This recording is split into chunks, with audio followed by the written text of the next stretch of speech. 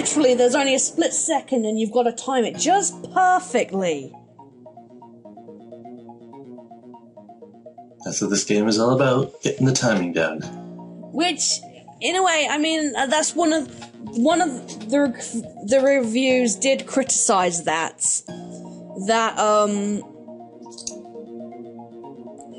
the trial and error part of it did get sort of frustrating.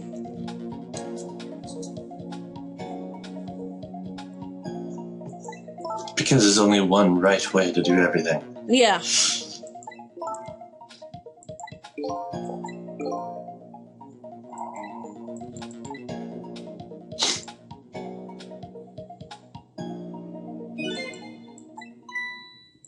But the story is well worth it.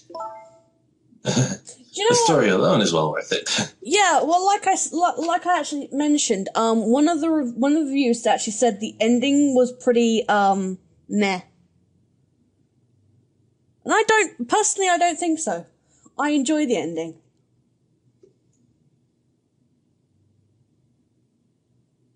But I guess that's just no personal preference. He thought the ending was rubbish. I don't.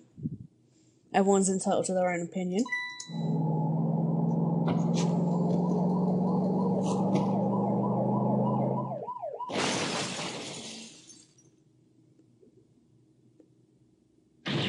Okay.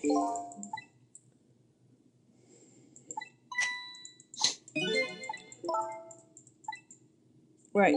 Ready?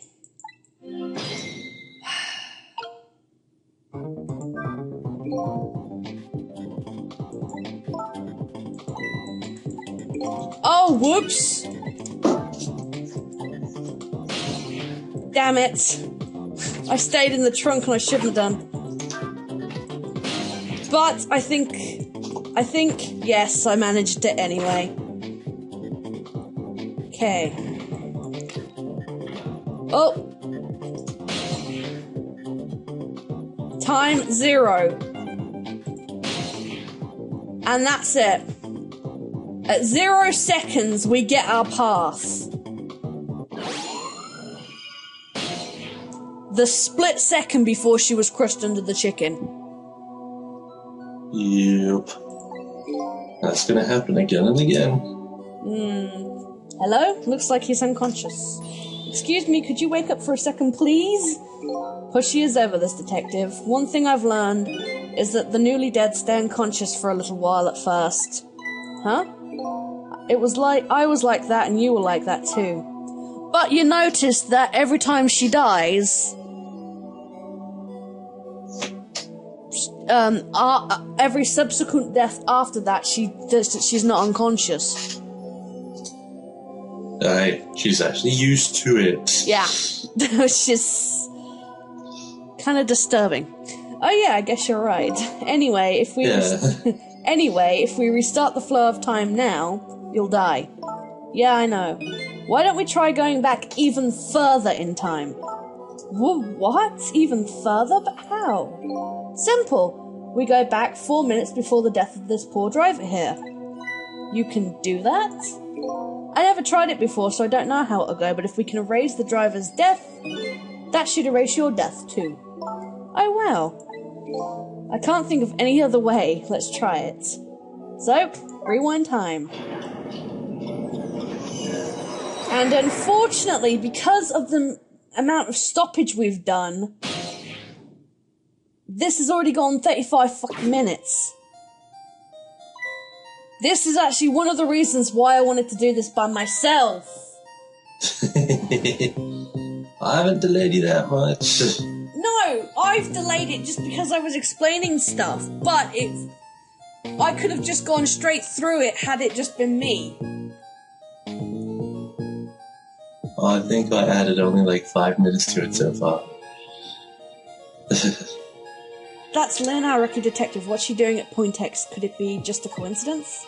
And we just got an APB out on her a little while ago. Something about an extremely important case with an extremely important witness currently extremely on the run.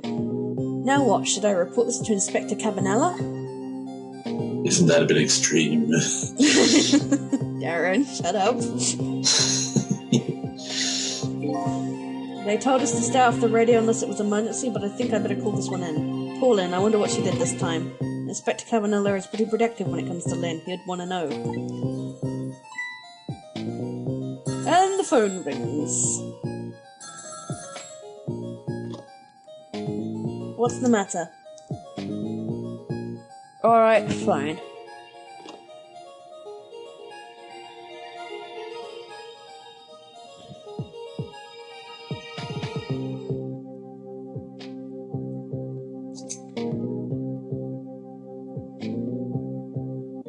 This is point X. Idiots! Yes, sir, I'll go get her.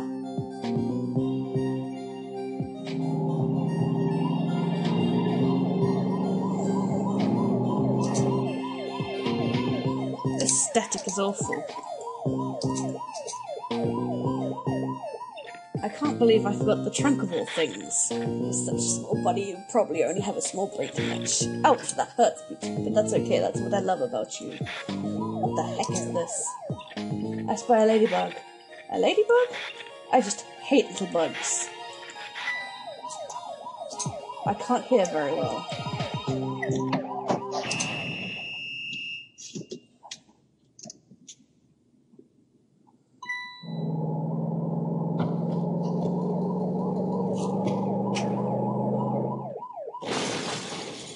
And that's how he died. He crashed. Or should I say that those were the events leading up to his death? Well, the van driver was a detective. It looks like it. I noticed something, though. That conversation he was listening to before the crash, I remember hearing it before. You're right, we just heard it a few minutes ago, didn't we? Just after that conversation, the detective suddenly passed out. What happened, I wonder? We already know the answer. We saw what happened at the restaurant.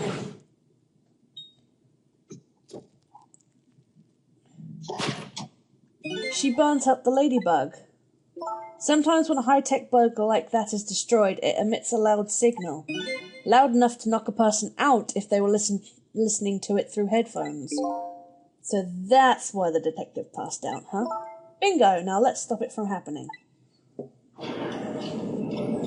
He has to not be wearing the headphones. No! Well, that would solve it, but I don't think there's much of a chance of us not being able to do that. Alright, thought bubble. Hey, this place. This is the place that the white-suited inspector phoned tonight. This is the parking lot of the park on the east side of town. It's been years. You know this park? Yeah, I used to play here a lot when I was little, but one day, I swore I'd never set foot in this park ever again. Whoa, those are some really deep, dark feelings there. I wonder what happened. Hold it! Don't give me that a ghost doesn't have a foot set bit. It's just a figure of speech. What kind of nitpicker do you think I am? Anyway, whatever, let's get started. Okay, let's do that. I won't press her about that other thing right now. Right. Okay. We can't go any further, so we only have two things to do. So, oops. What the? No. We'll leave that back up. So one of two things. We can set the siren off, or, you know, flip this. But we've got to wait for a minute. Right, now we can do it. And then, to make him notice, we do this.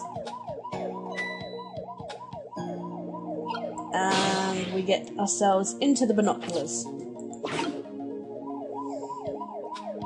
Because if you remember, he answered the phone.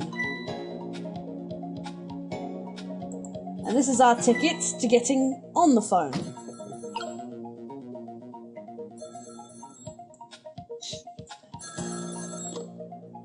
What's the matter? Okay, ghost, possessed phone. Detective Ringe, this is Memory. What's the matter? It's not time for your regular report. Listen to this. There is a suspicious couple in the bar upstairs. I'm going to put a ladybug on them. A ladybug? You mean a listening device? Don't do anything to blow our cover. Inspector Cabanela will be furious. But they're doing all kinds of suspicious whispering. We have to find out what they are saying. You can pick up the signal from your van. Check out the conversation for me, would you? Alright, fine. Once you get going on something, I know there's no stopping you. Thanks. Later then. Hold on. Did you see a customer come in now? A young woman with red hair and red boots? Oh yeah, that restless, suspicious chick. Cool. Sure. There. Suspicious? I mean, come on, as soon as she sat down, she ordered 3 glasses of water in a row, and she spilled the second glass on the table. Okay, fine, keep your eye on her too. Keep your eye on her too, if you would. Why is it every time, you know what, forget it. You got it. Oh wow, that waitress was an undercover agent. And she apparently thought you were pretty suspicious too. Oh yeah, sorry, I was really thirsty, so, you know, haha. No, I don't know. Anyway, did you hear what I heard about the listening device? We have to do something about that bug. So should we stay here or follow up on the waitress? Looks like it's time to make a decision. Go there or stay here? Well, if we stay where we are at the park, we're not going to be able to do anything. The ladybug is what causes him to crash, and by extension is what causes Lynne to die. So, we go to the kitchen. Chicken kitchen, yes. We go to the chicken kitchen. Oh, God. Well, because the place is called the Chicken Kitchen, so it's the Chicken Kitchen's kitchen. Technically. I know I'm probably quibbling with semantics here, but still. The heart of the Chicken Kitchen, huh? Yep, or as most people say, the kitchen. I hope the key to preventing that accident is here somewhere. Oh, I bet it will be. I bet it will be, you know what they say, where there's smoke and chicken, there's fire. Now you mention it, there is pretty smoky now. Fate changed. But the fate isn't changed, it's just we can actually do something from in here. Okay, scrunch and stretch. What you do in there will change things, though. Yes, exactly. Hey, look what she's doing. Do you think that could be? Yes, she's probably planting the ladybug. Now that I think about it, it's this waitress's meddling that starts the whole chain of events. The detective wouldn't have got his ears blown out and wouldn't have crashed. In other words, we're witnessing it with our own eyes. The cause of a huge disaster slowly being planted in a chicken. Hey, I just had a good idea. About what to do about the ladybug? No, I was thinking we could let her get crushed under the chicken instead of me. I can't tell if you're kidding. At any rate, we've now seen the root cause of the accident. And all we have to do now is think of a way to take care of it. So.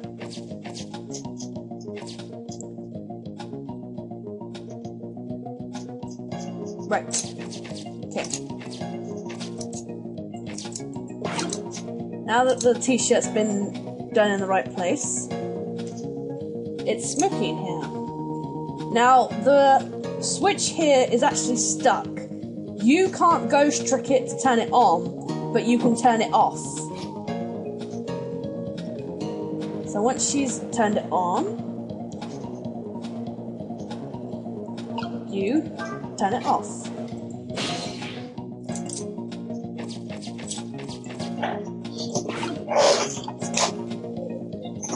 No, you just keep messing with her.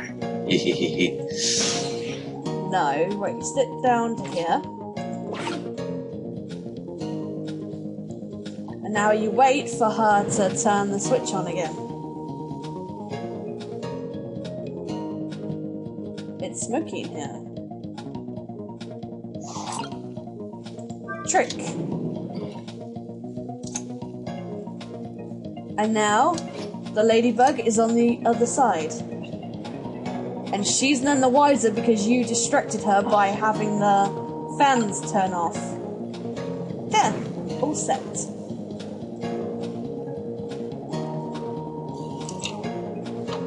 There, how about that? The ladybug is still sitting on the table. We did it.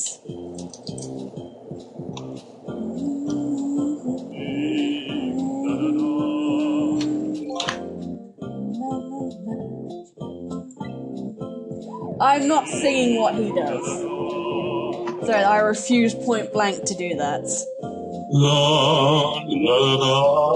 There you go. No, I meant the actual words, you twit. Oh. What the heck is this?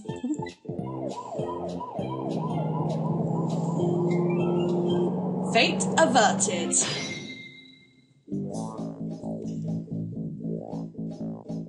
Well, it looks like you've escaped the fate of being hammered by your horrible hen. Yes, but I still haven't escaped the worst darkness of this terrible night. I shot you, didn't I? There must have been some sort of complicated set of circumstances that made you do it. Yes, there is. I can confidently say this. It's never okay to shoot a person no matter what the circumstances. Hey, shouldn't that be my line? But anyway, you're investigating a case and I was supposed to give you information on that case. Maybe it's time you told me about it. Tell me about the case you are looking into. I guess I should. Yay, common sense. But let's go back to the new present first. Okay, sure.